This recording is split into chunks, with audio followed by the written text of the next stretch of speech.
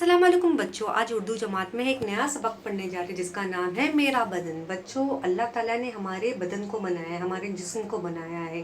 जैसे हमारे बदन में हाथ पाँव हमारे सलामत है, हमारी आंखें, हमारी नाक है। तो हमें अल्लाह ताला का हर हर हर वक्त शुक्रिया करना चाहिए कि अल्लाह ताला ने हमारे बदन के जिस्म को, आज़ा को सही सलामत रखा है। हमारे सर को, हाथ पाँव को, दिमाग को, दिल को, हर जिस्म के आज़ा को सही सलामत रखा है। तो चलो हम अपने सबक की शुरुआत करते हैं।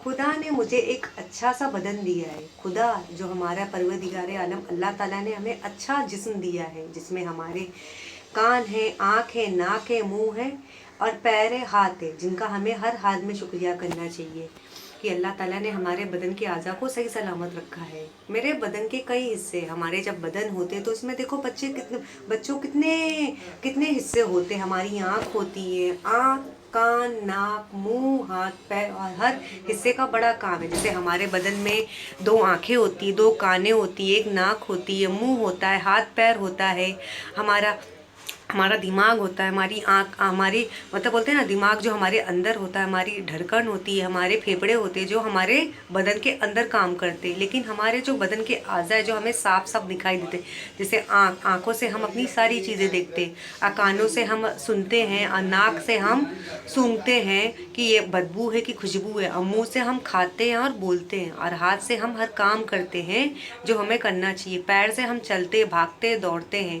तो हमें परवरदिगार हम अल्लाह ताला का हर वक्त शुक्रिया करना चाहिए। अल्लाह ताला ने हमारे बदन को सही सलामत रखा है, हमारे बदन के जिस्म के आज़ा सही सलामत है। अगर उसमें कुछ चोट लग जाती है, अगर कुछ दर्द होता है तो हमें तो कितनी तकलीफ होती है। हमारी आँख दुख रही है, हमारा कान दुख रहा है, हमारी नाक दुख रही है, हमारा मुंह दुख रहा है, हाथ दुख रहा है, पैर दुख रहा है, तो हम उस पर दवा लगाते हैं, तब हमारा जाके दर्द ख़त्म होता है। तो हमें हर वक्त अल्लाह ताला से यही शुक्रिया करना चाहिए कि अल्लाह ताला ने हमारे बदन के हर आज़ा को सही सलामत रखा है।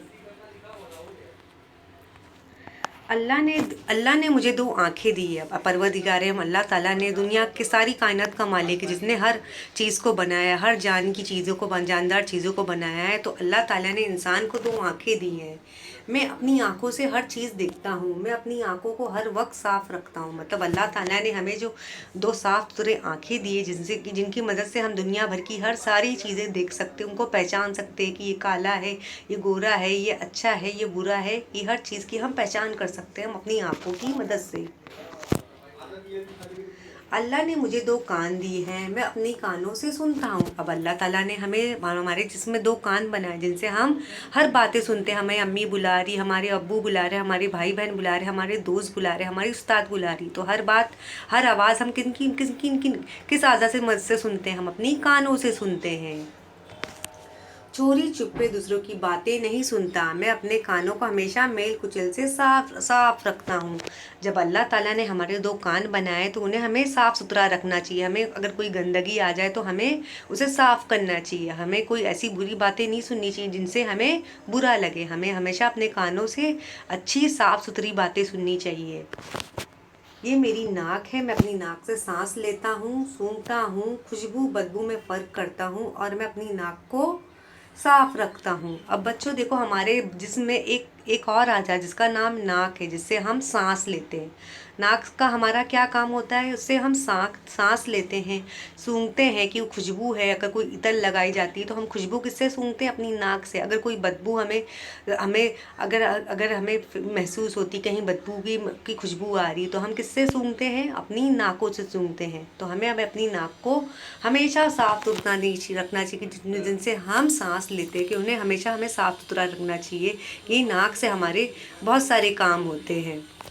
ये मेरा मुंह है, मुंह में मेरी ज़बान है। अभी जब हमारा मुंह होता है तो मुंह में हमारी ज़बान होती है, जिनकी मदद से हम अपनी सारी ज़बान, बहुत अलग अलग तरह तरह की ज़बान में बातें करते हैं। उर्दू में बात करते हैं, हिंदी में बात करते हैं, फारसी में बात करते हैं, अंग्रेज़ी में बात करते हैं, गुजराती में बात करते हैं। तो हमें हमेशा अपनी ज़बान को साफ सुथरा रखना चाहिए कि हम अपने ज़बान से सच बोलते हैं, हम अपनी ज़बान से कलमा पढ़े हैं।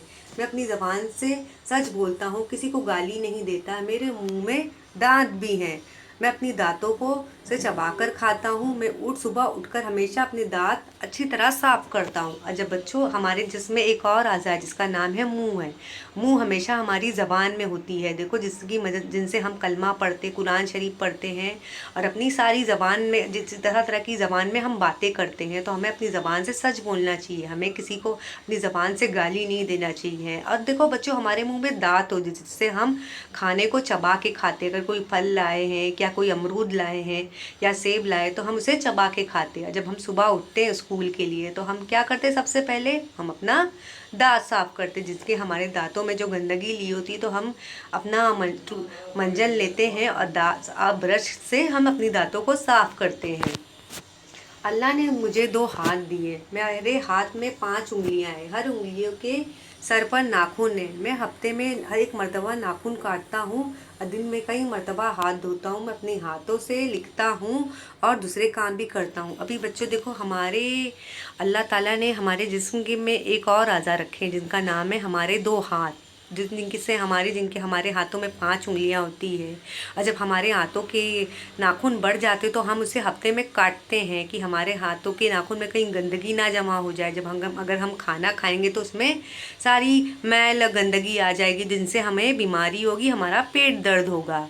तो हमें हमेशा हर हफ्ते के जैसे जुम्मा के दिन हमें अपना नाखून काटना चाहिए, नाखून तराशना चाहिए और हमें हमेशा अपने हाथों को धोना चाहिए। अगर हमें खाने से पहले हमें हाथों को साफ़ सुथरा धोना चाहिए। अगर हम लिखते हैं तो हम किससे लिखते हैं बच्चों, हम अपनी हाथों से लिखते हैं। अगर हमारी क्लास में अगर टीचर कुछ काम उस्ताद हमें कुछ लिखाते हैं तो हम किससे लिखते हैं, हाथों से लिखते हैं। अगर हमें कोई दूसरा कुछ काम करना होता है, अगर कुछ उठाना होता है तो हम किससे उठाते हैं, हम अपनी हाथों की मदद से उठाते हैं।